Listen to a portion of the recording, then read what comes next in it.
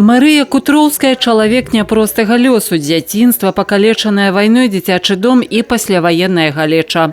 Гэтыя нягоды не зламалі яе, а наадварот зрабілі моцнай. 30 год на чыгунцы, 20 год на чале ветэранскай арганізацыі Маскоўскага района Брэста.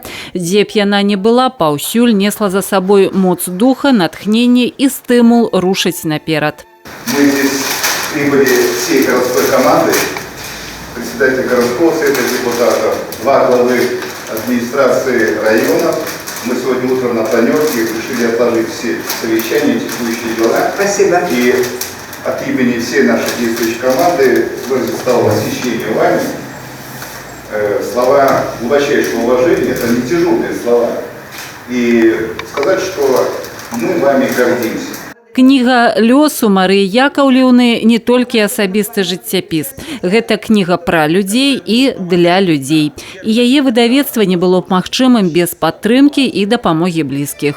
Занялась этой книгой, она попросила меня ее редактировать. Работать с Марией Яковлевной очень трудно и прекрасно. Она настолько предъявляет жесткие требования к себе и к тем, с кем она работает, что вот этой сумасшедшей гонки можно не выдержать. Но я очень благодарна ей за тот опыт, который она мне передала. Когда я прочитал эту книгу недавно, я, честно говоря, поразился, потому что я любил литературу с детства, и художественную, различную вообще, и интересовался много. И когда я начал читать то, что она написала, просто для меня было удивительно стиль. И читалось так легко. Ну, не знаю, если у кого-то будет желание или возможность, вы можете почитать и убедиться в этом сами.